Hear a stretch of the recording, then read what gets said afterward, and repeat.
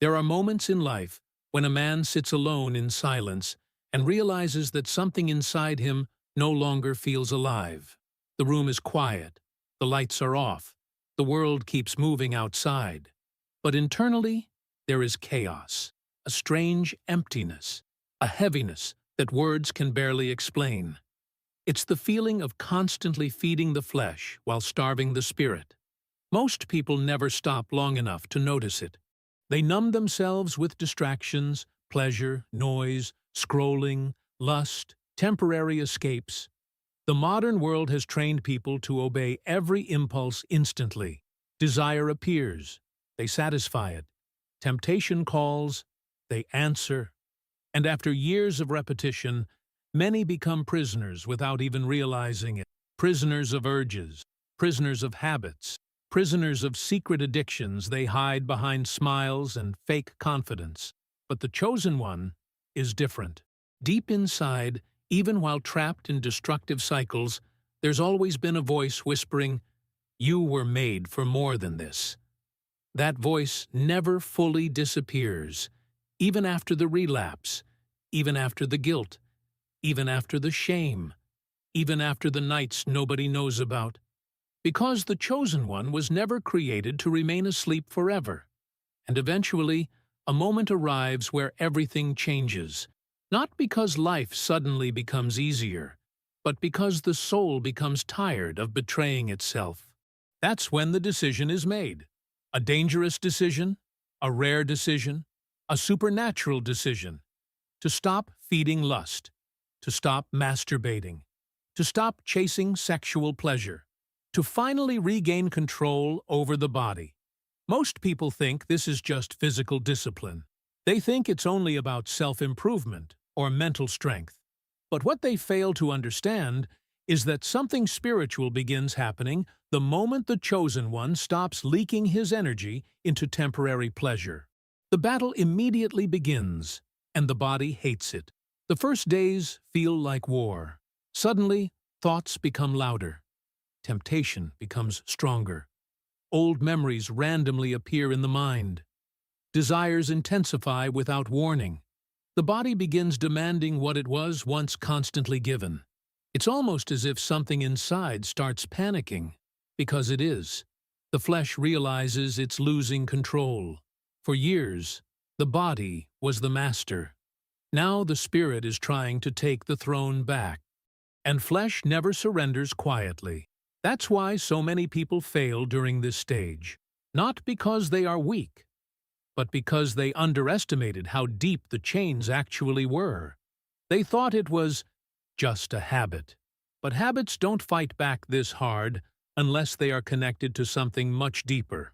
The chosen one starts realizing that lust was never only physical. It was spiritual exhaustion disguised as pleasure.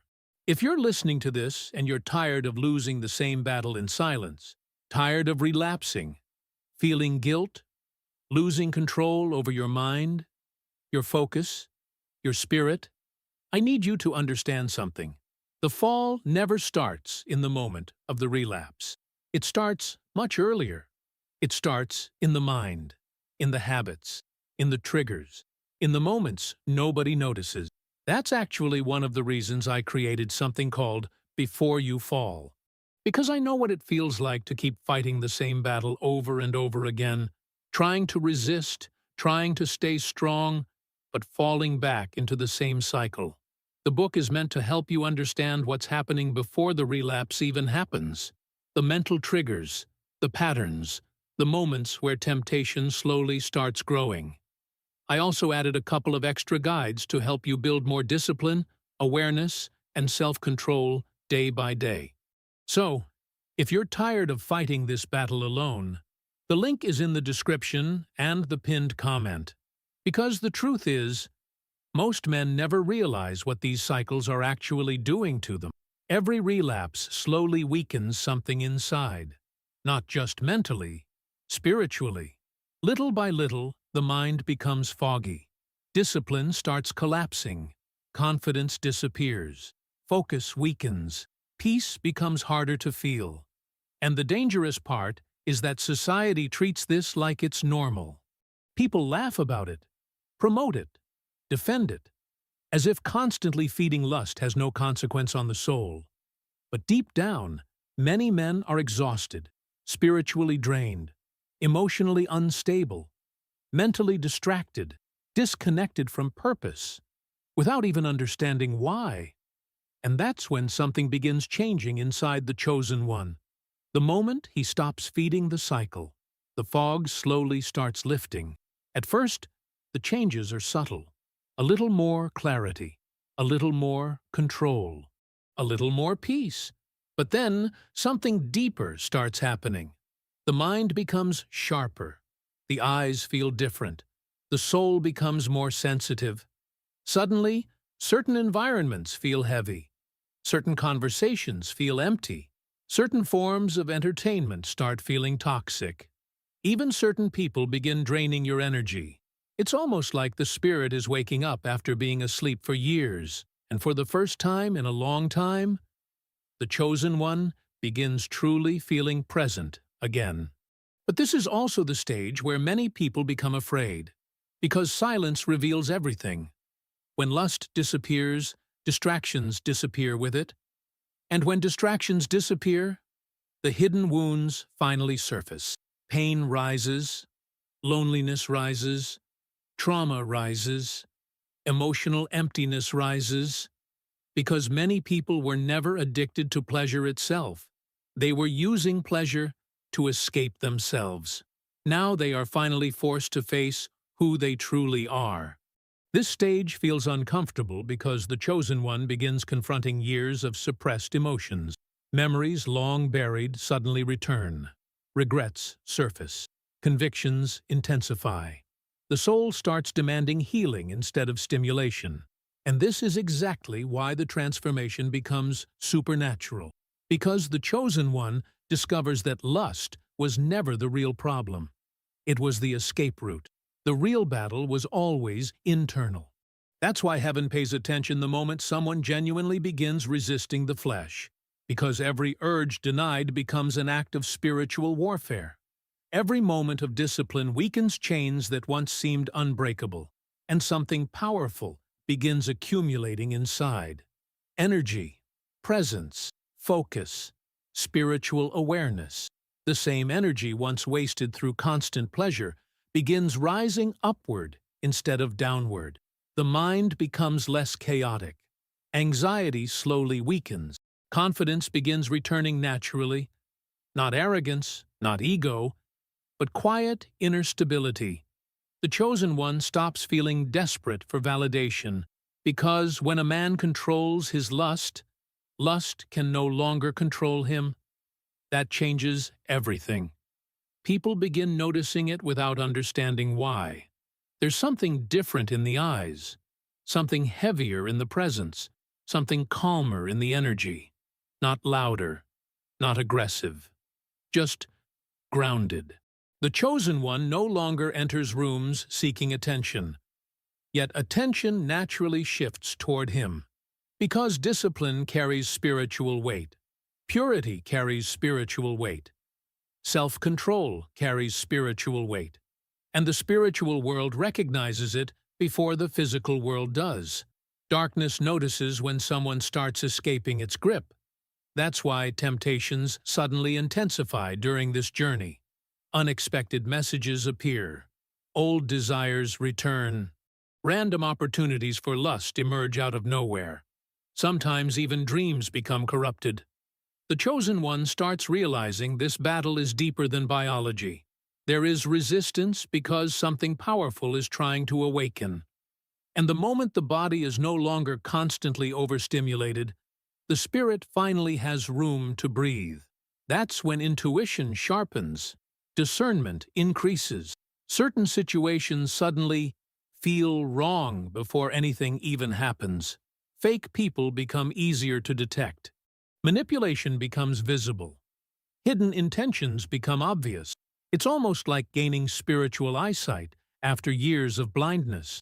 The chosen one begins understanding why so many powerful individuals throughout history practiced discipline, celibacy, fasting, isolation, and self-control.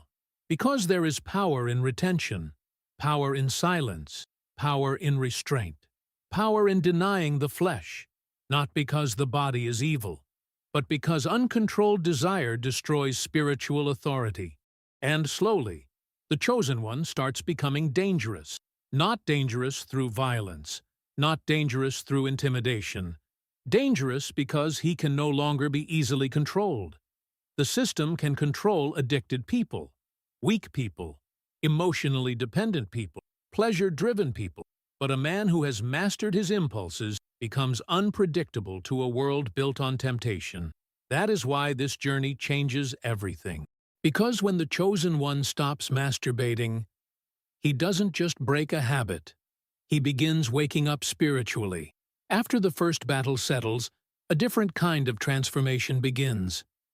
The body is still fighting. Temptation still appears. But something inside the chosen one has changed. The mind is no longer completely asleep. There's a growing awareness that cannot be turned off anymore. A strange feeling that life is deeper than what most people see. The chosen one starts noticing patterns, energies, and spiritual traps that once went completely ignored. It's as if removing lust removed static from the soul, and now the spirit can finally hear again. This stage feels almost supernatural, because the internal world begins reorganizing itself. Thoughts become more ordered. Emotions become less reactive. The constant mental noise slowly weakens. For the first time in years, moments of genuine peace begin appearing without needing distractions to create them. And peace feels unfamiliar to someone who lived addicted to stimulation. That's why many people relapse during this stage. Not because they truly desire lust, but because silence feels uncomfortable. Silence forces people to confront themselves. The chosen one starts realizing how much emotional pain was hidden beneath addiction. Abandonment wounds, rejection, loneliness, insecurity, fear. The craving for pleasure was often nothing more than an attempt to temporarily escape emptiness. But now, the escape no longer exists. And healing finally begins. This is where the spiritual sensitivity becomes stronger. The chosen one starts feeling convicted by things that once seemed harmless. Certain conversations suddenly feel heavy. Certain environments feel spiritually draining. Some people begin carrying an energy that feels impossible to ignore. It's no longer only about actions. It becomes about discernment.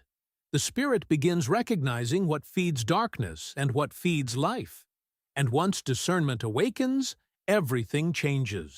The chosen one can no longer blindly consume anything.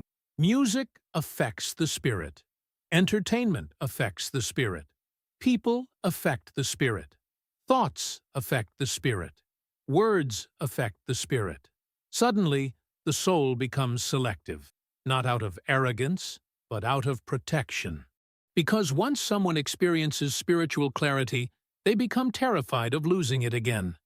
The chosen one remembers what the fog felt like, the confusion, the emotional instability, the exhaustion after every relapse, the emptiness after temporary pleasure faded. And now, after tasting inner peace again, going backward feels unbearable. That's why discipline slowly stops feeling like punishment. It starts feeling like freedom. And with this freedom comes something most people never expect: spiritual magnetism. People begin reacting differently around the chosen one. Some feel drawn toward the energy, others feel uncomfortable without understanding why. The presence becomes heavier, not loud, not performative, not attention-seeking, just real. The eyes carry focus. The posture carries calmness. The energy carries control. And in a world where most people are slaves to impulses, self-control becomes rare enough to feel supernatural. That's why people start noticing. Some will admire it. Others will envy it. Others will try to break it. Because when someone escapes addiction, they unconsciously expose those still trapped inside it. And darkness hates exposure. This is why strange attacks often appear during this stage. The chosen one may suddenly feel intense temptation out of nowhere. Old desires return stronger than before. Random people from the past reappear. Seductive opportunities emerge unexpectedly. Emotional triggers intensify. Sometimes even exhaustion increases. It feels almost coordinated, because the deeper truth is this: every level of spiritual growth requires another level of resistance. The old version of the chosen one is dying, and death is never comfortable. This process becomes even more intense because the chosen one starts separating from environments that once felt normal. Certain friendships begin fading naturally. Some conversations lose meaning. Some lifestyles start feeling empty. The soul simply outgrows what once entertained it. And this creates isolation.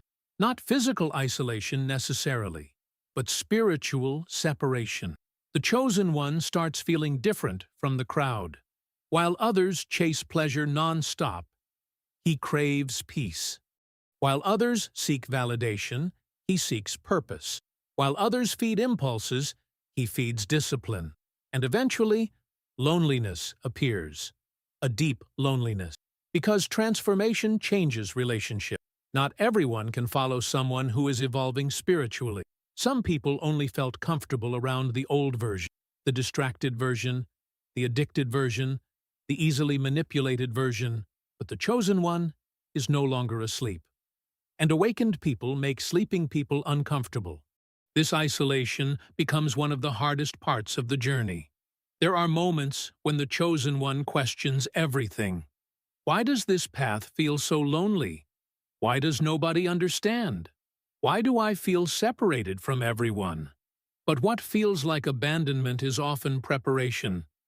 Because heaven isolates before elevating. The world calls it loneliness. The Spirit calls it refinement. In isolation, distractions disappear. Masks fall. Identity becomes clear. The chosen one finally begins discovering who he truly is, without addictions controlling his thoughts. And that revelation changes everything. Because underneath the lust, underneath the insecurity, underneath the emotional chaos, there was always power hidden. The enemy of the Spirit was never only temptation. It was distraction from purpose. As long as the chosen one stayed trapped in cycles of pleasure and guilt, he remained spiritually weak, mentally foggy, emotionally unstable, and disconnected from his calling. But now the chains are weakening, and once the chains weaken, purpose begins awakening. The chosen one starts feeling pulled toward something greater. Not fame, not status, not ego, purpose. A mission bigger than survival. Suddenly, wasting time feels painful. Constant entertainment feels empty. Mindless pleasure feels draining. The soul begins craving growth, discipline, wisdom, truth, and spiritual depth. And this is where the supernatural shift becomes undeniable, because the chosen one starts carrying authority without trying to. People begin listening more carefully. Words carry weight. Silence carries weight. Even calmness carries weight. Why? Because retained energy changes presence. When lust no longer drains the spirit daily, strength accumulates internally. Focus sharpens. Emotional stability increases. Discipline expands into every area of life. The chosen one becomes harder to manipulate emotionally. Fear weakens. Neediness weakens. Desperation weakens. And for the first time in years, the chosen one feels internally solid. Not perfect, not invincible, but grounded. This grounded energy begins affecting every area of life. Sleep changes. Focus changes. Confidence changes. Conversations change. Decision-making changes. The chosen one starts acting with intention instead of impulse. And this terrifies darkness, because impulsive people are easy to control. Disciplined people are not. That's why the attacks don't stop. In fact, sometimes they intensify right before major growth. The chosen one may suddenly feel overwhelming temptation after weeks of peace. Strange emotional heaviness may appear unexpectedly. Old fantasies may attempt to return stronger than ever. This happens because every spiritual breakthrough is usually preceded by resistance. The flesh senses it is losing power. The old identity senses it is dying. But if the chosen one survives this stage, something extraordinary happens. The spirit becomes stronger than the impulse. And once that shift occurs internally, life can never fully return to what it was before. Because the chosen one has now seen what real freedom feels like. Then comes the stage that almost nobody talks about. The stage where the chosen one no longer feels connected to the old world. At first, this feels confusing. The things that once brought excitement now feel empty. Endless scrolling feels exhausting. Lustful content feels disturbing instead of entertaining. Superficial conversations become difficult to tolerate. Even certain friendships begin feeling spiritually heavy. The chosen one starts realizing something terrifying. He can no longer return to the person he used to be. And this realization creates a deep internal separation. The soul begins shifting frequency. That's the only way to describe it. The chosen one is still physically present in the same world, but internally, everything feels different now. Priorities change, desires change, energy changes. The hunger for constant stimulation slowly dies, and in its place, something much more powerful begins emerging: clarity. Not ordinary clarity, spiritual clarity. The chosen one begins seeing life from above instead of from inside the chaos. Suddenly, patterns become obvious. People who once seemed trustworthy reveal hidden manipulation. Situations that once felt harmless now expose danger. Certain temptations no longer appear attractive because the spirit can finally see what hides behind them. This is when discernment becomes almost supernatural. The chosen one starts sensing things before they happen. Certain environments immediately feel wrong. Certain energies become impossible to ignore. The spirit quietly warns before the mind fully understands. And the more purity increases, the sharper this discernment becomes. That's why many spiritually awakened people protect their energy so carefully. Because they understand something most people never learn. Everything carries spiritual influence.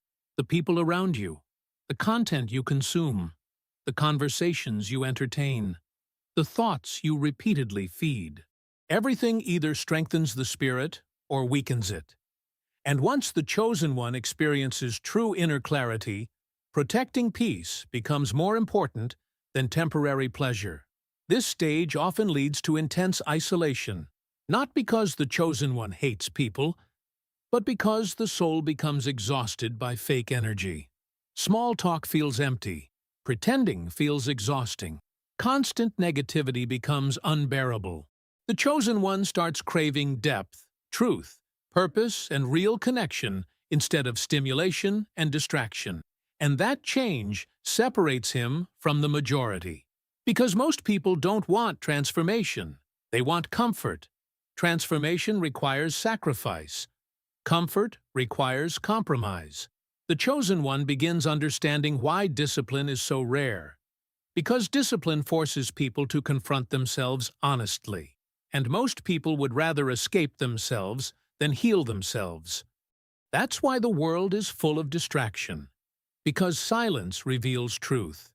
And truth changes everything. During this stage, the chosen one may experience emotional breakdowns without fully understanding why. Old wounds surface unexpectedly. Forgotten memories return. Deep sadness sometimes appears out of nowhere. But this is not destruction. It's purification. The spirit is cleaning what lust once covered. Years of emotional suppression begin surfacing because the soul no longer wants numbing. It wants healing. This process feels painful because healing always requires honesty. The chosen one starts recognizing how many decisions were driven by insecurity, loneliness, fear, validation-seeking, trauma, or emotional emptiness. Lust was never simply about pleasure. Often, it was self-medication for a wounded spirit. But now, the wounds are exposed, and exposure is the beginning of freedom. This is also the stage where spiritual authority quietly begins forming. Not fake authority, not performative spirituality, not loud religious behavior. Real authority. The kind that can be felt without words. The chosen one no longer needs to force presence. Presence naturally exists. There is something in the energy that feels grounded, calm, and spiritually heavy. People notice it immediately. Some feel safe around it. Others feel convicted around it. Because authentic spiritual energy exposes masks. That's why reactions toward the chosen one become stronger. Some people suddenly admire him deeply. Others randomly dislike him without explanation. Some feel inspired. Others feel irritated. But none of it is accidental. Light naturally reveals darkness, and darkness reacts when exposed. The chosen one begins understanding that spiritual warfare is not always dramatic or visible. Sometimes it happens through discouragement, isolation, temptation, exhaustion, emotional attacks, confusion, self-doubt. The battle often happens internally before it ever appears externally. And this is where many people quit. Not because they lost, but because they became tired. Tired of resisting. Tired of feeling different.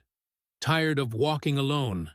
But what they don't realize is that the hardest stages usually happen right before elevation. Because heaven prepares in secret before revealing publicly. That's why isolation is necessary. Isolation breaks dependency on external validation. Isolation teaches self-control. Isolation strengthens discernment. Isolation builds identity. The chosen one begins learning how to stand alone without collapsing emotionally. And once a person learns that, they become incredibly difficult to control. That is why discipline creates power. A man addicted to validation can be manipulated. A man addicted to pleasure can be controlled. A man addicted to attention can be distracted. But a man who has mastered himself becomes spiritually dangerous, because his decisions are no longer ruled by impulses. And this mastery changes the eyes. There's a different calmness now, a different awareness, a different level of focus. The chosen one stops reacting emotionally to everything. Silence becomes more valuable than arguments. Peace becomes more valuable than approval. Purpose becomes more valuable than pleasure. This inner transformation slowly creates outer transformation. The posture changes, the voice changes, the confidence changes, the energy changes, not through ego, through alignment. The chosen one is finally becoming internally aligned with who he was always meant to be. And with that alignment comes supernatural strength. Not strength that screams, strength that endures, the ability to resist temptation when nobody is watching, the ability to remain disciplined during emotional chaos, the ability to stay focused while the world constantly distracts itself. This kind of strength cannot be faked. It is built through suffering, through restraint, through purification, through silent battles nobody else sees, and eventually, something profound happens. The chosen one stops chasing. He stops chasing validation. He stops chasing temporary pleasure. He stops chasing empty attention. Because internally, he no longer feels incomplete. That inner desperation begins dying. And when desperation dies, peace finally enters. This peace feels supernatural because it doesn't depend on circumstances anymore. The chosen one may still face battles, temptations, loneliness, or pressure, but internally, there is now a foundation that didn't exist before. The spirit has become stronger than the flesh, and once that shift truly happens, everything changes forever. And if you've made it this far, if part of you knows this battle is real, then don't keep fighting it alone in silence. I left something in the description and in the pinned comment called Before You Fall. It was created for people who are tired of repeating the same cycle and want to finally regain control over their mind, their habits, and their spirit. Maybe this is the moment where everything starts changing for you. And once the spirit becomes stronger than the flesh, the mission finally begins. This is the stage where the Chosen One realizes that the journey was never only about quitting masturbation, resisting lust, or avoiding temptation. Those were only the first battles. The real purpose was transformation. Because the moment a man conquers himself, he becomes capable of carrying something greater. Now life starts feeling different. The Chosen One wakes up with purpose instead of confusion. The constant inner chaos that once consumed energy slowly disappears. Decisions become clearer. Focus becomes stronger. Time feels more valuable. Distractions begin losing all power. And suddenly, something terrifying becomes obvious. Most people are asleep. As the Chosen One becomes more spiritually aware, he starts noticing how deeply controlled society truly is. Endless entertainment, constant stimulation, addiction everywhere, lust everywhere, dopamine everywhere, noise everywhere. The system keeps people distracted because distracted people never discover their purpose. A man trapped in addiction rarely changes the world. A man ruled by impulses rarely fulfills his calling. That's why self-control is so powerful. It restores authority over the mind. And once authority returns, the Chosen One begins building a completely different life. Discipline expands into everything. The body becomes stronger. The focus becomes sharper. The emotions become more stable. The confidence becomes quieter, but deeper. This is not the confidence of ego. It's the confidence of alignment. The Chosen One no longer needs to prove himself constantly, because internally, he finally knows who he is. That identity changes everything. Fear begins disappearing. Not completely, but enough that it no longer controls decisions. The Chosen One starts taking action despite uncertainty. He begins trusting his discernment. He stops depending on validation from others. Opinions lose power. Criticism loses power.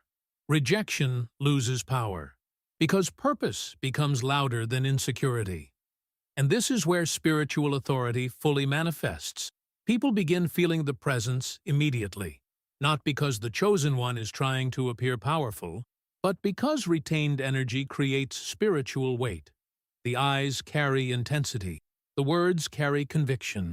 The silence carries peace. There's something undeniable about someone who has mastered himself internally. And the world notices it.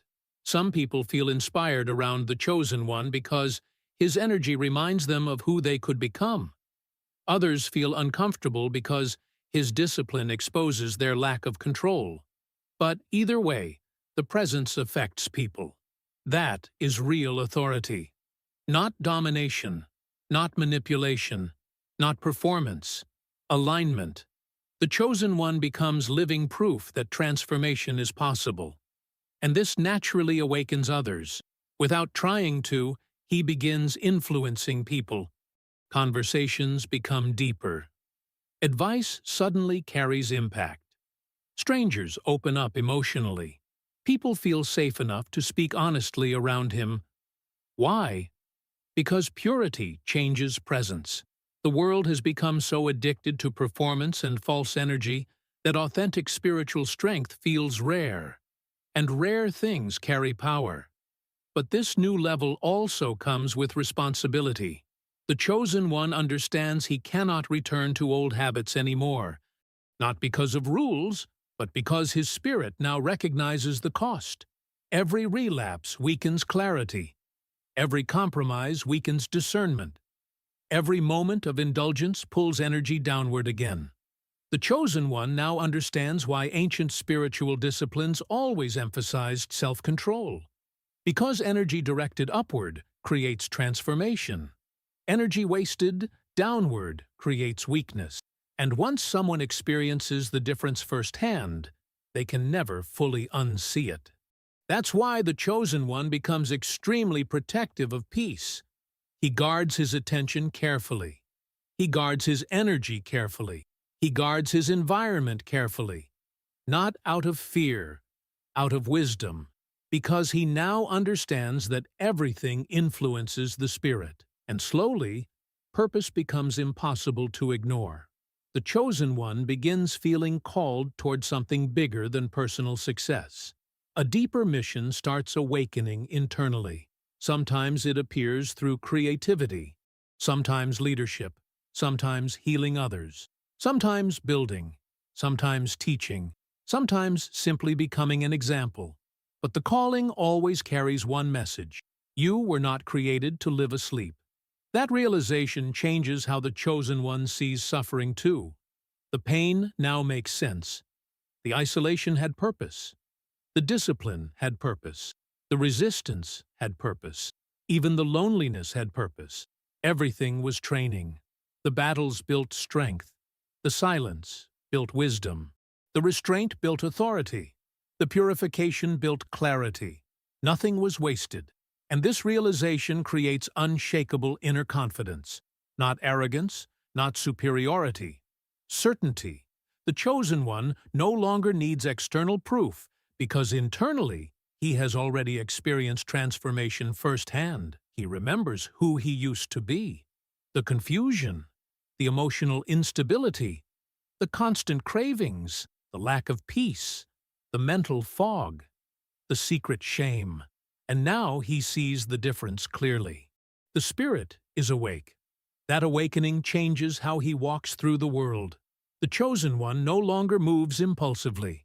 He moves intentionally. He no longer reacts emotionally to everything. He observes first. He no longer seeks temporary highs. He seeks lasting purpose. This level of awareness makes him spiritually dangerous, because the modern world depends on people remaining distracted, emotionally reactive, addicted, insecure, and easy to manipulate. But the Chosen One escaped the cycle. And once someone truly escapes internally, they become difficult to stop externally. That's why the transformation feels supernatural, because it is not merely physical discipline. It is resurrection of identity. The Chosen One was never weak, never broken, never meaningless, just asleep. And when the spirit finally awakens, everything changes. The body no longer rules. The mind no longer wanders endlessly. The impulses no longer dominate. The soul no longer begs for temporary escape. Now there is direction. Now there is purpose. Now there is authority. This is why the journey matters, not because perfection is achieved, but because freedom begins, and freedom changes a man completely.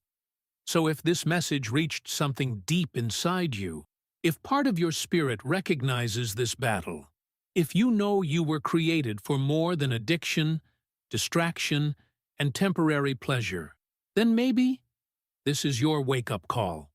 Maybe this is the moment the Chosen One inside you finally rises. If you're still here, leave a like and write in the comments, "I will master my spirit." Because the moment the Chosen One stops being ruled by lust, the supernatural awakening begins.